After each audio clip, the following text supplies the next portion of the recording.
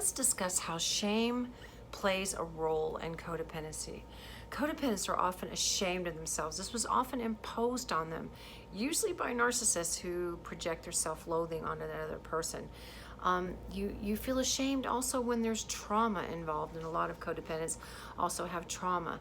So if shame is something that you deal with as a codependent, and most of them do, perfectionism, all those people pleasing, all of those are symptoms of feeling ashamed or not good enough.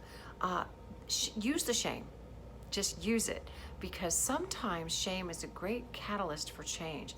If you feel ashamed, try to figure out the source, and then try to figure out what you want to do about it. Because if you hang on to shame for too long, it will make you make decisions based upon it. It'll make you hang your head. It'll make you maybe stutter or stammer when you're around other people. It'll make you feel diminished. And people will pick up on that. If you feel good about you, other people will feel good about you. If you're confident, you're going to display confidence, and no one can make you feel ashamed. If people say you should be ashamed of yourself, really, no, you shouldn't.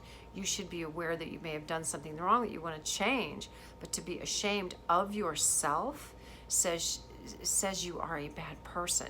Guilt says I did something bad. Shame is I am bad. Now that said, I can tell you I was very ashamed for allowing people to use me, hurt me. I was very ashamed of that, and I didn't let anybody know. I kept it to myself. I kept it private. I kept it hidden. Shame can make you hide things you need to expose, when really I needed help to come out of codependency. When I finally did that, when I shined a light in a very dark place and reached out for help, which is far braver than not getting help, then shame can work for you. Just say, okay, I'm ashamed of what I have done. What can I do in a tiny increment to change it? So in that way, shame felt for brief periods of time is a catapult and a catalyst for change. The pain of it is a megaphone for change. Use it. Listen to shame screaming at you, saying you don't have to stay like this anymore. You can pick up your posture. You can lift up your head. You can go on. You made a mistake. You learned from it. You go on. You don't have to carry the shame. We call it carrying shame. You don't have to. So is shame all bad? No, not if you learn from it.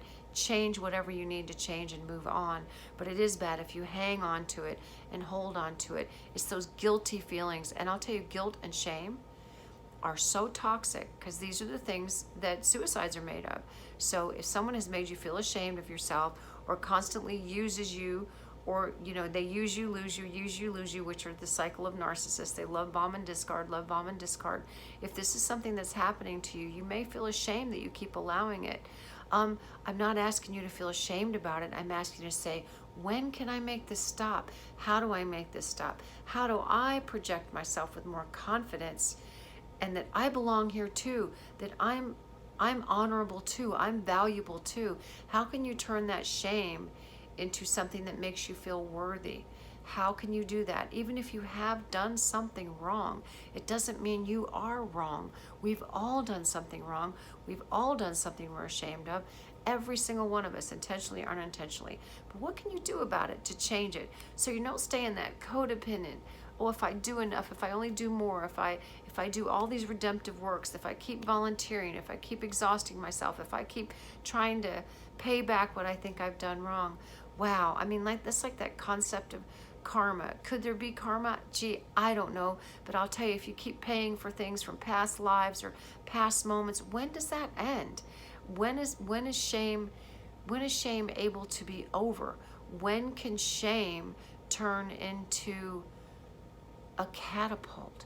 When can you use shame to come out of your codependent browbeating, self-browbeating, a form of self-harm? If anyone's ever seen what I've talked about, codependency is a form of self-harm, because you're allowing other people to harm you without standing up for yourself. That doesn't mean you have to browbeat them back. That doesn't mean you have to pound your chest. It means you just have to say, I won't tolerate this anymore. I'm no longer playing this role of shame and being ashamed of myself, because to be subjugated. If you feel ashamed of yourself, you will allow others to subjugate you and make you feel less than worthy. You'll always feel like you have to take the broken cookie, the bent spoon, like everything's your fault. It's not. It really isn't. Take on your own responsibility without having other people hold you accountable for everything. You don't have to be perfect. You just have to be human. I'll tell you, humility is being humble. Humiliation is shame.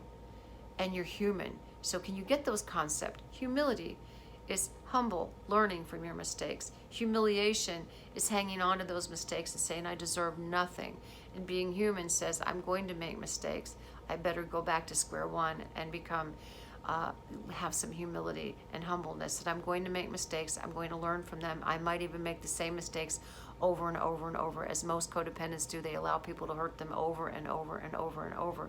But you can slowly recondition those feelings of shame and self-blame and guilt into feelings of worthiness by just simply taking small increments and approaching people who try to shame you into saying, yes, I did something wrong, or no, I didn't do anything wrong, and I'm not going to accept that.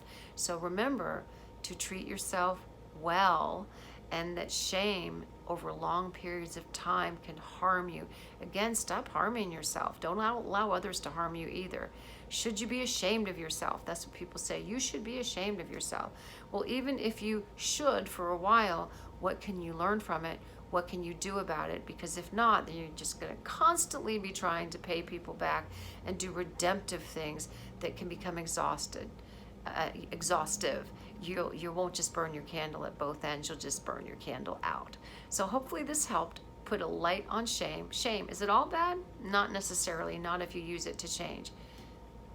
I hope you do.